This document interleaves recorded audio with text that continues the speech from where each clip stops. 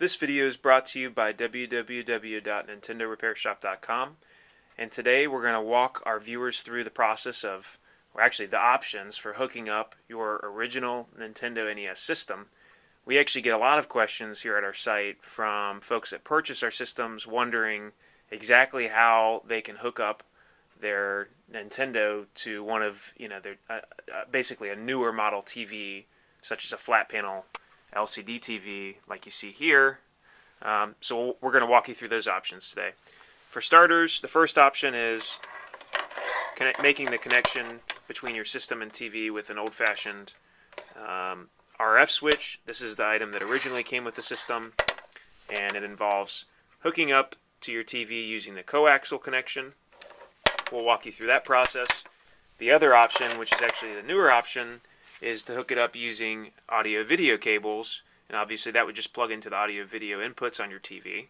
So we'll go through that process. This system, as you'll notice, it doesn't have a game cover. This is actually our test system, so just pardon that minor cosmetic defect. To start with, we'll go through the process of looking at the AV connection. If I can get the system to stand up.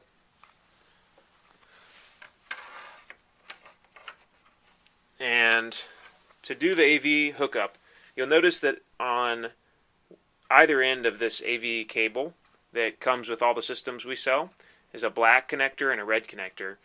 The colors actually don't matter on this particular hookup as far as the actual cable goes. Both ends of this cable are capable of passing video and audio signal. On the system, you'll notice that we have a yellow and a red connector. The yellow connector is the one that actually outputs the video, and the red outputs the audio. But as I mentioned, it doesn't matter which color you hook up to either in this case. So we're going to go ahead and hook up the black to the yellow, and the red to the red.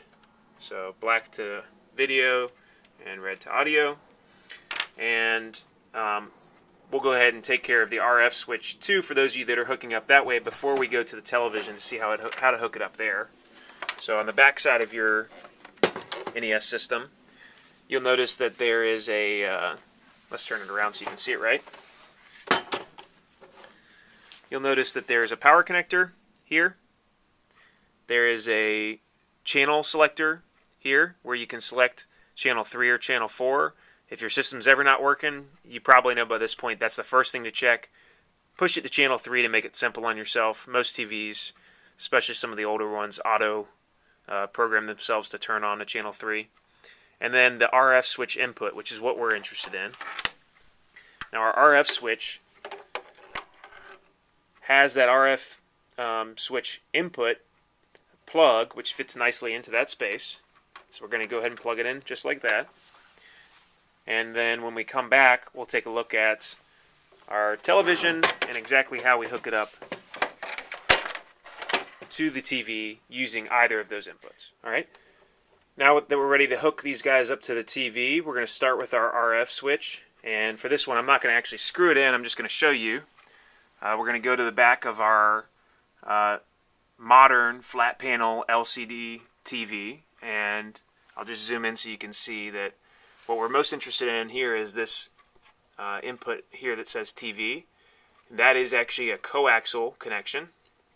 So what you would do is you'd take your coaxial connector from your RF switch, and you would just plug it in here and then screw it on nice and tight. And then the trick with the RF switch is what it actually allows you to do after you make that connection. You'll notice there's this other port here.